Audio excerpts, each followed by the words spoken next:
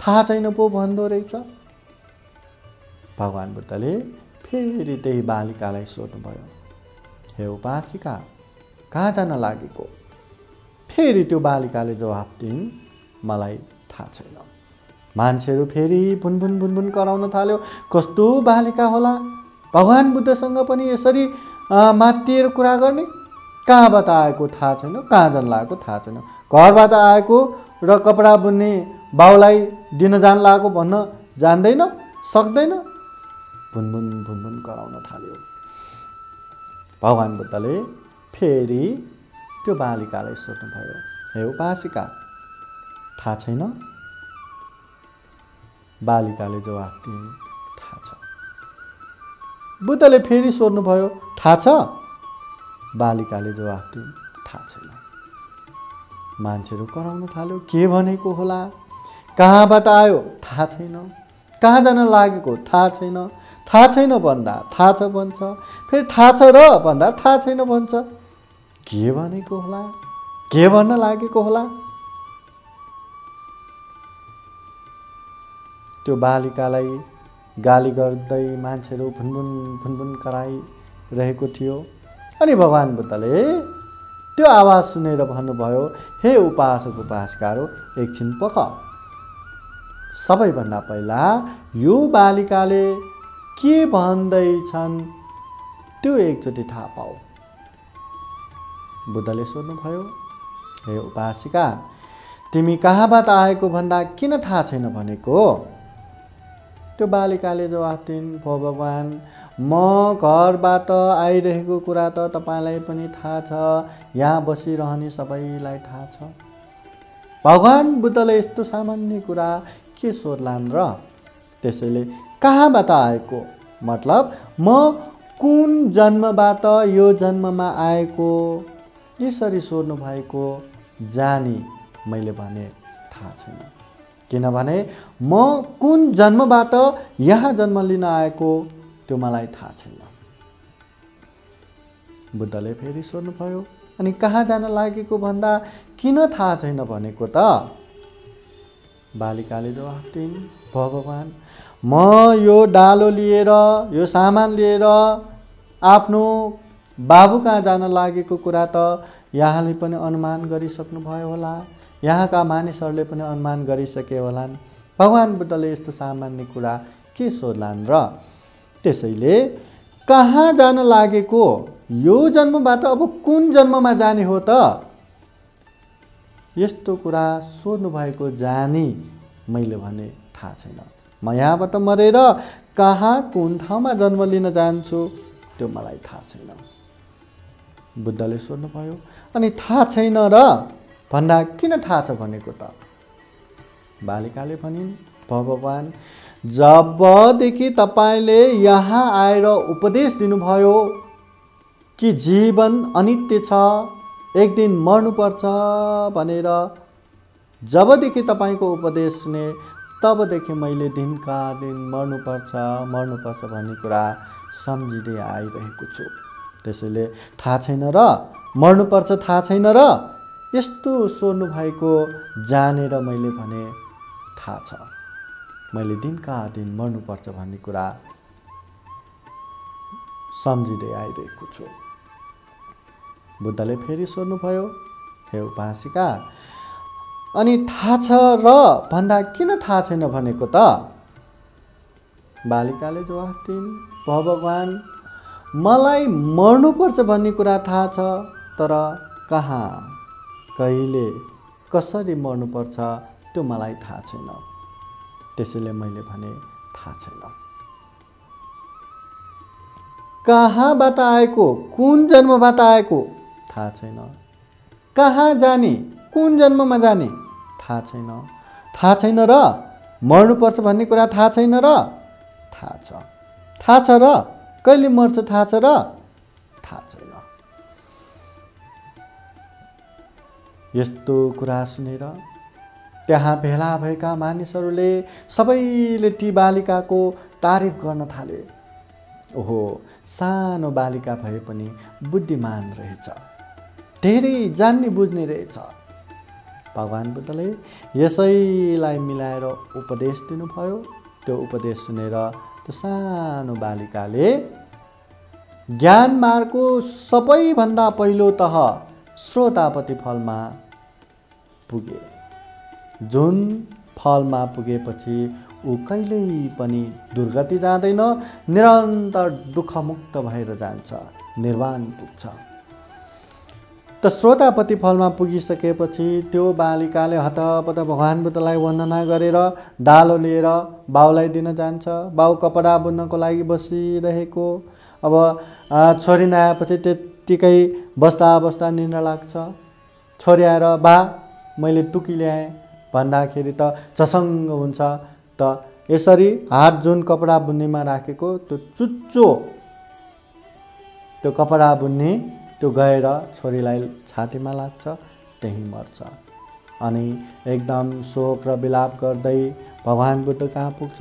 भगवान बुद्धले त्यो बालिकाकै लागि आएको, त्यो बालिकाको आयु सकिसकेको अनि ऊ भर्खरै उपदेश सुनेर श्रोतापति फलमा पुगेको कुरा भगवान बुद्धले भन्नुहुन्छ।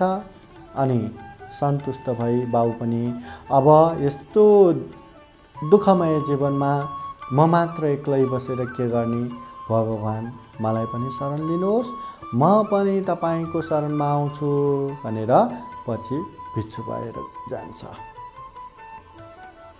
त यहाँ भन्न खोजेको कुरा त यति नै हो कि हामी कहाँबाट यहाँ जन्म लिन आइरहेका छौँ त्यो थाहा छैन। अब कहाँ जाने हो त त्यो पनि हामीले देखेको छैन। मर्नुपर्छ यो कुरा त थाहा छ, तर कहिले मर्छ त त्यो कुरा पनि हामीलाई थाहा छैन। हेर्नुहोस् त कति राम्रो हुन्थ्यो होला यदि हामी यति बेला मर्छौँ भन्ने कुरा थाहा पाएको भए।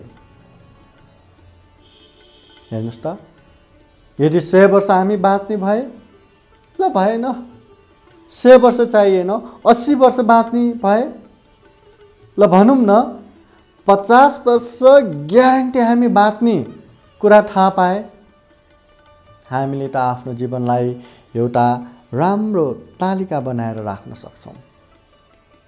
10 वर्षसम्म खेलेर बिताउँ, 20 वर्षसम्म शिल्प विद्या अध्ययन गर्ने वा पढाइ लेखाइ गर्ने, 30 वर्षसम्म परिवार सुख भोग गर्ने, 30 देखि 40 वर्षसम्म परिवारको निम्ति धन सम्पत्ति कमाउने, अनि 40 देखि 50 वर्ष जुन जीवनको अन्तिम समय हो त्यति बेला त भजन गर्ने, कीर्तन गर्ने, दान गर्ने, शिलपालन गर्ने, ध्यान गर्ने, धर्म गर्ने, पुण्य गर्ने, कति आनन्द हुन्थ्यो होइन र। तर के हामी आफ्नो जीवनको ग्यारेन्टी लिन सक्छौँ र? कहिले हामी मर्छ, कहाँ मर्छ, कसरी मर्छ यो त थाहा छैन। बाहिर जाँदा जाँदा मोटर एक्सिडेन्ट भयो भने के गर्ने, गएन जीवन। बाथरुम जाँदा जाँदा चिप्लियो भने, बस्दा बस्दा हार्ट एट्याक भयो भने, हिँड्दा हिँड्दा लड्यो भने, कुनै बेला कुनै पनि किसिमले हाम्रो जीवनको अन्त्य हुन सक्छ। यसरी बस्दा बस्दा पनि हामी मर्न सक्छौँ, उठ्दा उठ्दै पनि हामी मर्न सक्छौँ, हिँड्दा हिँड्दै पनि हामी मर्न सक्छौँ, सुत्दा सुत्दै पनि हामी मर्न सक्छौँ। जीवनको कुनै ठेगान छैन। यस्तो अनिश्चित जीवन भएको कारणले गर्दा नै हामीले राम्रो काम धर्म पछि गरौँला, भोलि पर्सि गरौँला भनेर पछि पछि भन्नु हुँदैन। जति सक्छ चाँडो गर्नुपर्छ, जति सक्छ छिटो गर्नुपर्छ। मानौ हामी तुरुन्तै मर्नेवाला छौँ, यस्तो विचार गरेर धर्म भनेको गर्दै जानुपर्छ, राम्रो काम भनेको गर्दै जानुपर्छ। भोलि गरौँला पर्सि गरौँला भनेर बस्नु त आफै पराजय हुने एउटा बाटो मात्र हो। त्यसैले जीवन त अनिश्चित छ, मर्नुपर्छ, यो कुरा जानौँ, राम्रो काम गरौँ। जीवन कतिसम्म अनिश्चित छ त? यो कुरा बुझाउनको लागि भगवान बुद्धले एउटा गाथा भन्नुभयो, एउटा उपदेश दिनुभएको छ। वेजो बुबुला उत्सावो जलराशि परीक्षयां घाते सिमरणां क्षिपं कातुमादिशके कथा। हाम्रो जीवन भनेको कस्तो त? विजु बुबुल उत्साह हो, पानीमा अर्को पानीको फोर्स त्यहाँ पर्यो भने त्यहाँ एउटा बुबुल फोका फोका उठ्छ। त्यो फोका हेर्दा सप्तरङ्गले भरिएको कति राम्रो आकर्षक देखिन्छ। तर त्यो अलिकति बग्दा बग्दै अलिकति अघि बढ्दा बढ्दै पनि फुट फुट फुटेर त्यहीँ सकिन्छ। हाम्रो जीवन पनि त्यस्तै हो। हेर्दा कति राम्रो, जति राम्रो भए पनि आज भन्दा भन्दै भोलि भन्दा भन्दै बस सकिँदै जान्छ। त हाम्रो जीवन भनेको अझ बुद्धले भन्नुभयो डुबोको पातमा रहेको पानी जस्तो। अलिकति हल्यो भने यता जान्छ कि, अलिकति हल्यो भने उता जान्छ कि, यता उता अलिकति भिरालो भयो भने त्यो फुट्ट खसिहाल्छ। हाम्रो जीवन पनि यति सन्तुलनमा राखिराख्नुपर्छ। अलिकति यता उता केही भयो भने त जीवनको अन्त्य भइहाल्यो। अझ भगवान बुद्धले भन्नुभयो हाम्रो जीवन त कस्तो त भन्दा पानीमा ढर्को तान्दा तान्दै पनि बिलाएर जान्छ, हराएर जान्छ। बस हाम्रो जीवन पनि यति अनिश्चित छ। हेर्दा हेर्दै सकिन्छ, हेर्दा हेर्दै अन्त्य हुन्छ। हाम्रो जीवनलाई त जसरी एकजना शिकारीले शिकार गर्नको लागि धनुष बाण लिएर ताकेर बसिराख्छ, कति बेला त्यो शिकार निस्किन्छ र शिकार गरिहालौँ भनेर पुरो ताकेर बस्छ।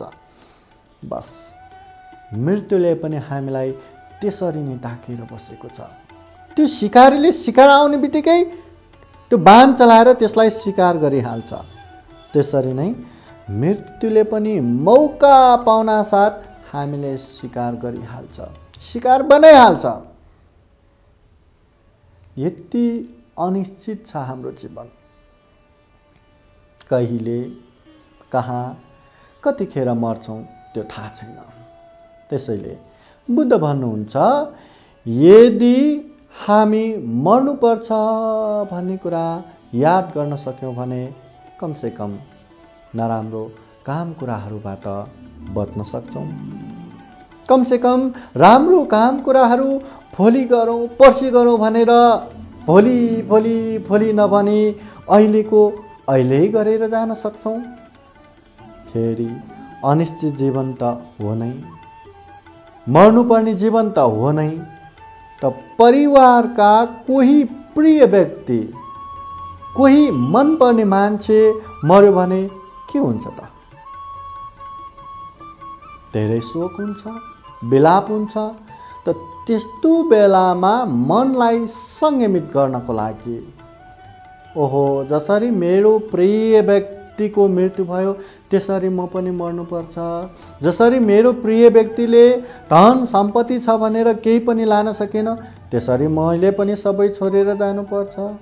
जसरी मेरो प्रिय व्यक्तिले मर्ने बेलामा परिवार आफन्त छ भनेर कसैलाई सँगै लान सकेन त्यसरी म पनि सबैलाई छोडेर एक्लै जानुपर्छ।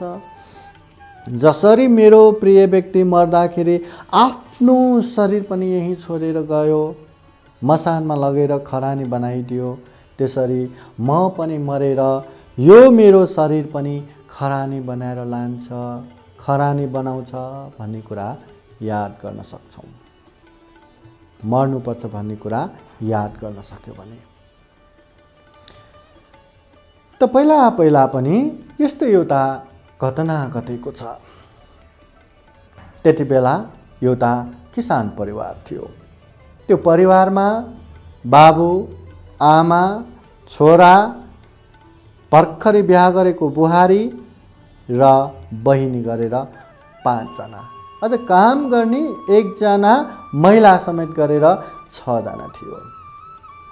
घरको मुली भएका बाबु चाहिँले सधैँ सधैँ उनीहरूलाई भनिरहन्थ्यो, हेर है, जीवन अनिश्चित छ, जीवन मृत्युबाट अन्त्य हुन्छ, त्यसैले चाहिँदा नचाहिँदा काम कुराहरू नगर, राम्रो काम कुरा गर, जीवनलाई सार्थक बनाऊ, सफल बनाऊ। सधैँ सधैँ घरको मुलीबाट उपदेश सुनेको भएर सबैले ओहो जीवन अनिश्चित छ,